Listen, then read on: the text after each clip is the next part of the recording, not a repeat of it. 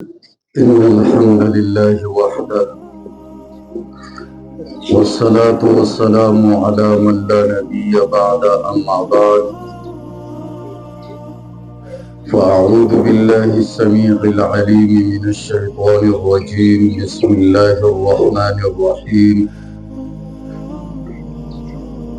وعاشروهن بالمعروف ما چې کوم آیتونو ستلو په دې کې رب العالمین مونږ تاسو ته یو ښایسته درس راکوي هغه د دې خبرې چې ای خلکو تاسو ښه معاشره د یو بل سره تېره کوئ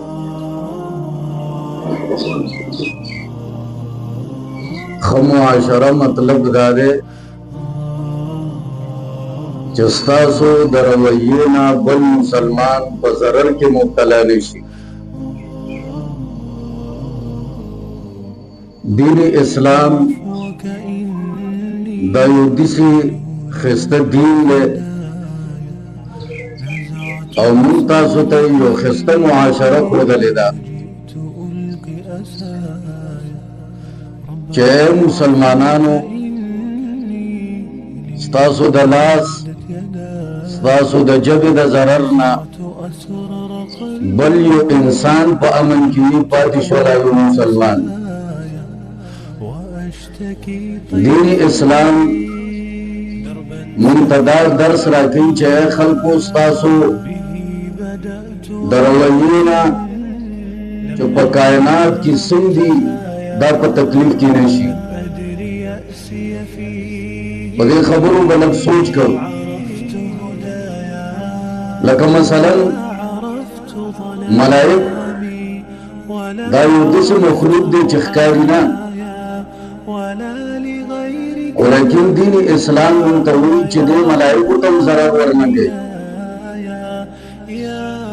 حدیث کې راځي رسول الله صلی الله علیه وسلم فرمایي من اکل البصل والثوم والكراس فلا يقربن مصلانا فإن الملائكة تتعزى مما يتعزى منه بنو آدم رسول الله صلی الله علیه وسلم فرمایي کله چې تاسو یو بدبویه شی وخورئ کاغه پیاز و کاغه اوږه وه نو تاسو مسجد ته مه راځئ ولی مسجد کې ملائک په صفونو کې ولاړي ګوره حدیث الفاظ دي نږدې مسجد ته مه راځه داسې نه چې هغه ملائکو ته ضرر ورسېږي ګوره دین اسلام څومره ښایسته دین دی ملائکو ته مو ضرر ورنه کړي اگر چې نه ښکاري دغه رنګې دا جنات دي دوی نه ښکاري بل مخلوق خو دین اسلام موږ ته وایي چې دوی سره هم ښه رویه ساتئ حدیث کې راځي رسول الله صلی الله علیه وسلم فرمایي لا تستنجوا بالروس ولا بالعظام فإنه زاد إخوانكم من الجن اے مسلمانانو تاسو چې کله استنجا کوئ نو تاسو په خوشانو باندې په هډوکو باندې مه کوئ ځکه دا ستاسو د پیریانو د روح خوراک دی ګوره پیریان مونږ ته ښکاري نه خو دین اسلام مونږ ته بیان دا وایي چې دوی سره ښه رویه کوئ دوی ته ضرر ورنه کوئ اگر چې نه ښکاري دا قبرستان دا هغه خلک دي چې مخکې زموږ غوندې ژوندي وو بیا وفات شوي دي دین اسلام مونږ ته وایي چې کله په قبرستان تېرېږئ دوی سره هم ښه رویه کوئ دوی ته هم ضرر مه ورکوئ دوی باندې سلام ووایئ السلام علیکم بطور دعا چې الله دې په تاسو سلامتیا راولېږي ګوره دا دین اسلام مونږ ته وایي چې داسې ښایسته رویه ساتئ د مخلوق سره اگر چې تاسو ته نه ښکاري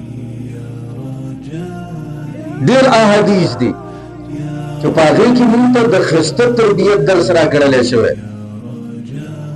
دغه رنګې په معاشره کې چې دا کوم کور کې مونږ اوسېږو یا داسې ووایه مدرسه کې کوم اوسېږو دین اسلام ته د دې تربیت عمره کړه ده د سنا چیر دین اسلام ته د کور یا د مدرسې متعلق څه نه دی ویلي مونږ ته په دې کې دا تربیت را کړې چې د کې خم معاشرت راکې د یو بل سره حدیث الفاظ رسول الله صلی الله علیه وسلم فرمایي اے مسلمانانو طهروا افنیتکم فإن اليهود لا تطهر افنیتها رسول الله صلی الله علیه وسلم فرمایي اے مسلمانانو خپل صحن د کور د مدرسې د کمرې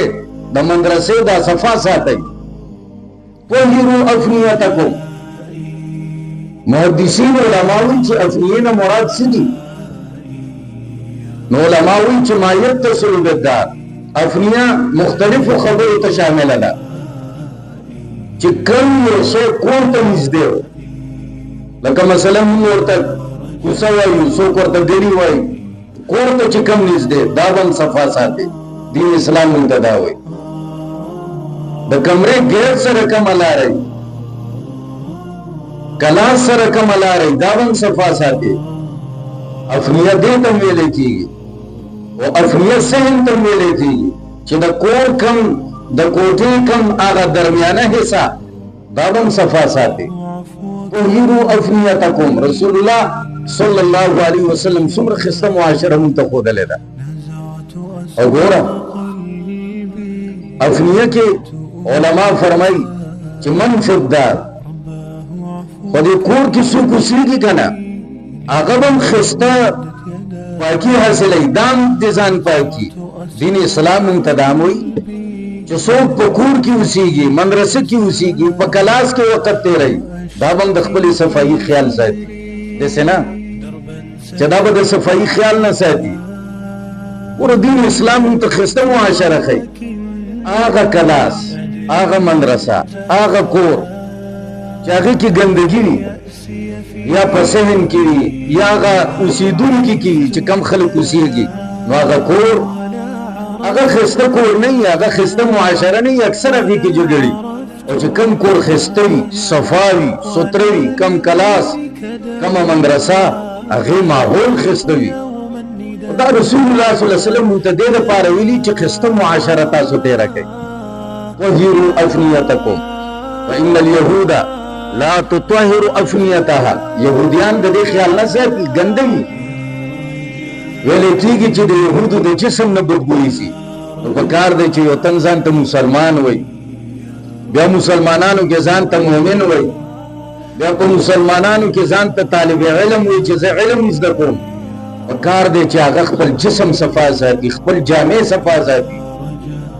زه اکثر دا خبره کوم دا خوراکونه چې موږ کم کوو فضول خرچي کوو 50 روپۍ 100 روپۍ ضایع کوو پکار دی په هغې موږ د خپلو جامو د خپل ټوپۍ د خپل چپلو صفایي خیال وساتو دې دپاره چې نور خلک متاثره شي چې واقعي دیندار اخیستی نن سبا بعضې دینداري په دې یادېږي چې مړه بس چا غټ پټکې والی وي او داسې غټې غټې جامې وي څه په بد حال وي مړه وي دا دینداره خلک دي یا دا مدارسو والی دي نه موږ ته به خپل استاد یو خبره کوله ګوره دا استاد چې یو خبره کوي که نه بس د تجربو نه کوي هغه په معاشره کې داسې وخت تېر کوي چې هغه خلک تاسو نه اشنا نه ګڼي مثلا خلک داسې لباس اختیاروي چې عام لباس دی تم هغه رنګې لباس اختیاروه صرف به فرق دا وي چې تا باندې به د دین آثار وي نور داسې نه چې د هغوی لباس یو شان دی په هغه څیزونه ځان نه راتاو کړي دي نه د خلکو د رواج مطابق خپل لباس ښایسته اختیارول داسې مطلب نه چې ته بالکل هغوی سره میل جوړ اختیار کړه د هغوی غوندې ګناهونه کوه نه ستا به اوچت مقام وي اوچته مرتبه به وي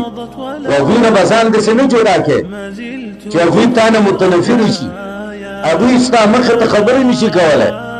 نه پکار دی چې موږ د رسول الله صلی الله علیه وسلم په احادیثو باندې غور وکړو ګوره په دې کې څومره ښایسته خبره ده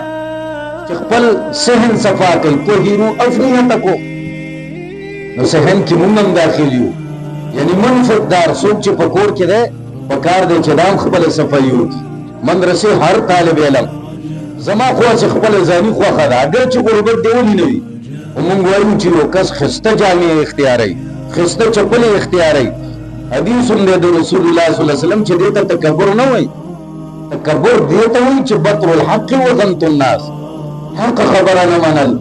د دین خبره نه منل د الله خبره نه منل د الله رسول خبره نه منل دې ته یو تکبر وایي بل تکبر دې ته وایي چې خلک سپک ګڼي ځان اوچت ګڼي چې زه څه شی یم ما سره علم دی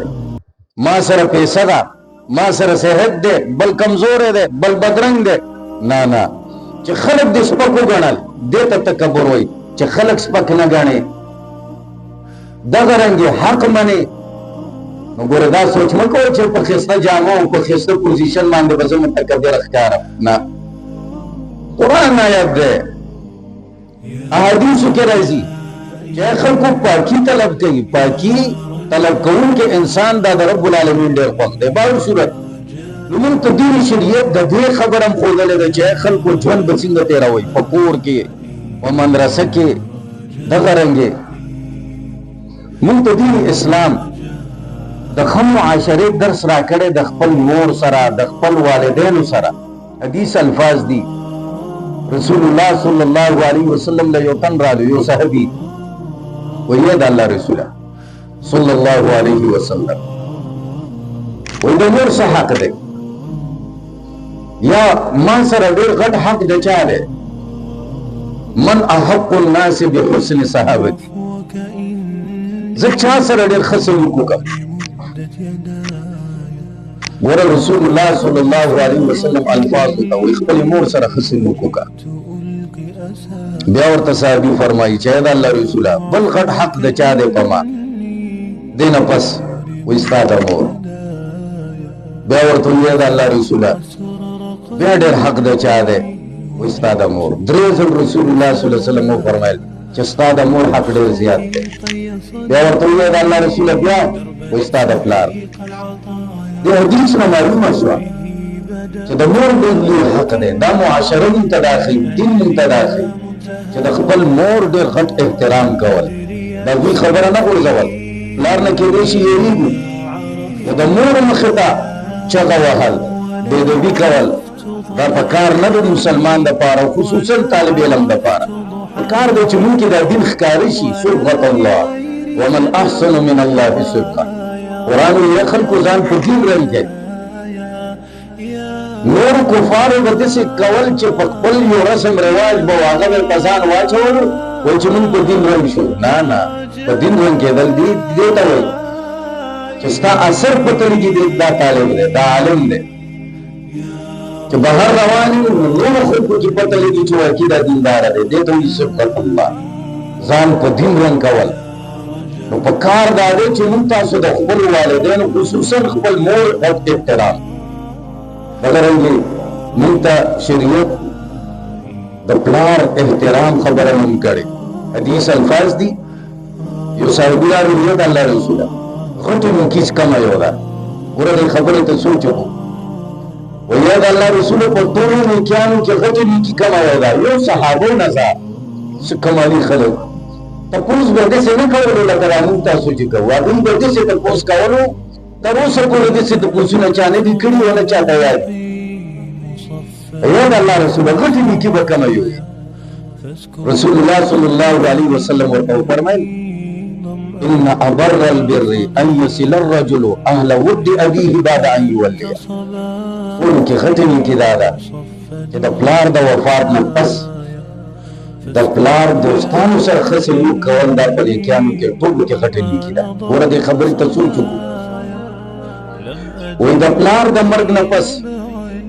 یا پلار دې ژوندی و تا د هغې ملګرو سره ښه سلوک کولو چې دا زما د پلار دوست دی دی ملګری دی دی اشنا دی هغوی سره دې ښه سلوک کولو رسول الله صلی الله علیه وسلم فرمایي دا په نیکو کې ټولو کې غټه نیکي ده یو عالم وایي غټې نیکي دا ده چې د پلار دوست سره ښه سلوک کول دا غټې نیکي ده نو پلار سره چې کومې نیکي او کومه ښېګړه کوي دا به څومره غټې نیکي دین اسلام مونږ ته دا وایي چې د خپل والدینو ډېر غټ احترام کوه. هر څوک داسې معاشرې مونږ ته نور آداب ښودلي خو خپله خبره راګنډوئ. دغه رنګې خپل استادان، خپله مدرسه. مونږ ته به استاد یوه خبره کوله، مونږ یو ځل دا قلم دا بل دی دا یو تن ته داسې ویشتلو، استاد راته یو خبره وکړو یا پاس یو ورځ ودرولي وایي دا قلم چې دی قلم ګڼه، وایي دا په دې باندې قرآن قسم خوړلی دی نون والقلم وما یسطرون. د دې به تعظیم کې، د دې به عزت کې، د دې به خیال ساتي. د ادب خلاف دی هغه قلم چې ته پې دین لیکې، ته پې خپل دین محفوظ یې، ته پې خپل علم محفوظ یې، او هغه دې په ځمکه پروت دي. هغه ته یو بل ته ولي پاتې شوله کتاب، او په کتاب باندې بسم الله آیتونه د قرآن. زمون نوم دی، زمون نوم یو نوم ورکوټي خلک، کمزوري خلک،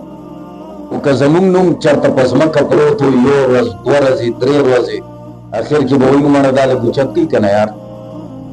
خپله بې احترامي ګڼو چې د رب العالمین نوم پروت دي که نه، لا اله الا الله یا بسم الله، نو دا ګوره ډېره غټه بې احترامي ده. پکار دی د کتاب احترام وکړو، د تختې احترام وکړو. ولې په تختو باندې څه پروت دي؟ قرآن پې پروت دي، کتابونه پې پروت دي. څه چې زموږ دین سره منسلک دي، مدرسه ده. دا دې وجې نه نه چې سره مونږ دې مدرسې سره مونږ سبق وایو، نه. دین اسلام سره چې کوم شی تعلق لري په هغې دین پېژندګلو کېږي. دا یو قسم شاعر دي، شاعر الله دي. د دې به ادب کې، د دې به احترام کې. دا مساجد، دا مدارس، دا علما، دا د دین استادان، دا د دین خادمان، د دوی بې عزتي به مونږ نه کوو، د دوی به احترام کوو. دا مونږ تاسو ولې ورو ورو خلک رانیسي؟ وجه څه ده؟ کار دا دی چې مونږ تاسو په زړونو کې احترام ده، چې مشر د کشر ادب کولی. ګوره حدیث کې راځي رسول الله صلی الله علیه وسلم فرمایي کوم مشر چې په کشر شفقت نه کوي، او دغه رنګې یو کشر د مشر احترام نه کوي، دا زموږ امتي نه دی. دا ولې؟ د یو بل احترام چې ونه شي که نه، د یو بل قدر چې ونه شي که نه، د یو بل د عزت خیال چې ونه ساتي که نه. قرآن کریم کې مونږ ته بار بار وایي چې خلکو شکر ادا کوي. دا شکر علما وایي څه ته وایي؟ یو عالم په خپل تفسیر کې لیکلي دي اردو کې، شکر بانٹنے کا نام ہے، تقسیم کرنے کا نام ہے. شکر دیته وایي چې تقسیم کې یو شی تعالی الله عزت درکړی، بل له عزت ورکړه که نه. په خپل عزت خوښ دی چې ما ته خلک چپلې نه کوي، زما خلک اکرام کوي، ما ته خلک غلې خبرې کوي. نو پکار دی چې بل له عزت ورکړو، چې بل له دې عزت ورکړو، الله به تا عزتمند کوي. تعالی الله یو نعمت درکړی دا تقسیم کا، مال یې درکړی دا تقسیم کا، عزت یې درکړی دا تقسیم کا، علم یې درکړی دا تقسیم کا. چې تقسیم یې کو الله به تعالی د دې دوګنا درکوي. نو دا مونږ تاسو ولې خرابېږو؟ دا د بل قدر و احترام نه کوو. پکار دی چې مونږ تاسو په معاشره کې د هر فرد احترام وکړو، د مدرسې د طالب احترام وکړو، روټۍ ته ناست یو د بل قدر وکړو، بل ته څه پرېږدو. داسې استادانو مخې ته لهجه، نو دا به مونږ تاسو دپاره یو قسم ډېر مستفید وي. زمونږ به په یو قسم مستقبل ښه شي، زمونږ به په قبر ښایسته شي، زمونږ به په اخلاق ښایسته شي، او اخلاق والا ګټلې په دنیا کې هم او په آخرت کې هم. الله دې په دې خبرو مونږ تاسو ته عمل کولو توفیق را نصیب کړي. وصلی الله تعالی علی نبینا محمد و آله و صحبه اجمعین.